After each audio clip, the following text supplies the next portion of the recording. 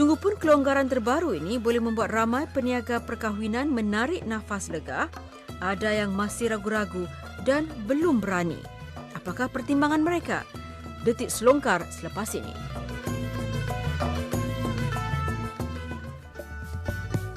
Muhammad Rashid Arshad dan isteri, pemilik Glams Gallery, sudah 10 tahun berkecimpung dalam industri perancang majlis perkahwinan.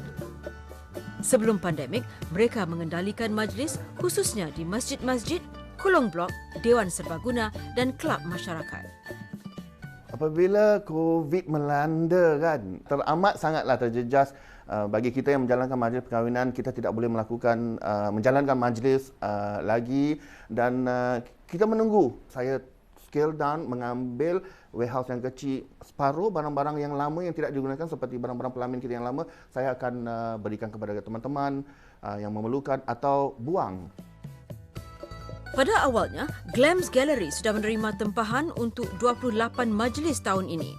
10 kemudian dibatalkan apabila pemerintah meletakkan sekatan. Enggan berpeluk tubuh saja, Encik Rashid kemudian menukar strategi perniagaan dan beralih kepada merancang majlis di dewan-dewan persandingan atau ballroom dan hotel. Sebaik saja acara perkahwinan dibenarkan di tempat-tempat sedemikian sejak Ogos lalu. Kalau majlis diadakan di ballroom, di venue ya, seperti ballroom atau hotel, lebih senang ya bagi pendapat saya kerana semuanya dah tersiap rapi di situ. Dan kita tidak harus ragu-ragu kerana mengambil suhu badan dan menjaga jarak jauh. Semuanya dah teratur di venue tersebut. Jangkanya, Encik Rashid akan mengalung-alungkan langkah membenarkan semula majlis perkahwinan di kolong blok dan dewan serbaguna. Namun, lain pula reaksi beliau. Di bawah blok ini ada satu kurang pastinya tentang tanggungjawab siapakah yang ingin melakukan mengambil suhu badan, mencatatkan nama mereka, safe distancing untuk memastikan semua jarak jauh, duduknya yang rapi, tidak boleh bergerak dan atas kerjaan siapa. Itu akan membuat seseorang itu stres lah bagi pihak vendor atau tuan rumah. Nanti siapakah harus kita salahkan, vendor atau tuan rumah? Untuk mengelak sebarang kekeliruan, para peniaga dinasihat mendapatkan penjelasan daripada Dewan Perniagaan dan Perusahaan Melayu Singapura DPPMS yang buat masa sekarang memberi kelulusan kepada majlis-majlis kolong blok.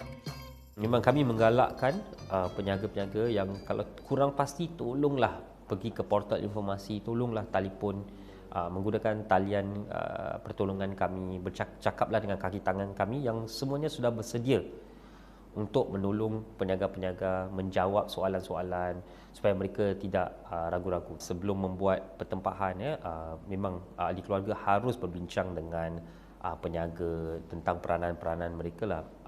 Pada pendapat saya sendiri, memang peniaga harus cuba bertanggungjawab dari pandangan dewan terutamanya dalam menjalankan langkah keselamatan.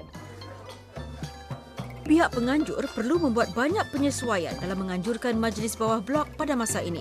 Selain perlu menyediakan lebih ramai kaki tangan kendarat kerana setiap tetamu perlu dihidangkan sajiannya, kelengkapan jamuan juga perlu ditambah bilangannya.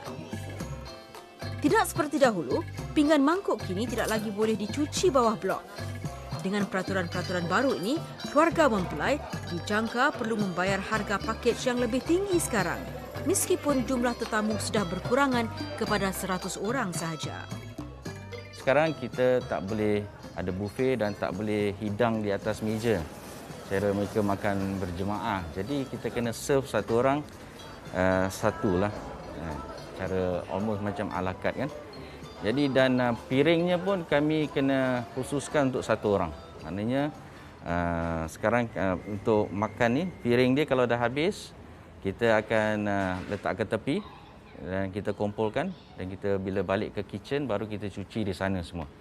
Jadi di sini setakat untuk serving. Jadi kita bawa extra plates lah. Menurut Encik Rashid, ramai peniaga seperti beliau mahu tunggu dan lihat, belajar dari pengalaman teman-teman seperjuangan dahulu sebelum menganjurkan semula majlis perkahwinan bawah blok. Jadi semua menanti-nantikan, termasuk saya sendiri. Saya menantikan, saya tidak mahu bermula atau start dulu. Tak apa, biar teman-teman saya start dulu. Kerana apa, saya tahu banyak acuan-acuannya yang kita harus patuhi. Ada beberapa vendor yang minta lah supaya dapat datang dan lihat-lihat. Sebenarnya perkara ini mudah, tapi kalau dengan lihat secara resmi kan, dia lagi memudahkan untuk faham lah. Kami rasa ni waktu ni lah waktu kita perlu kerjasama lah, bantu-membantu kan.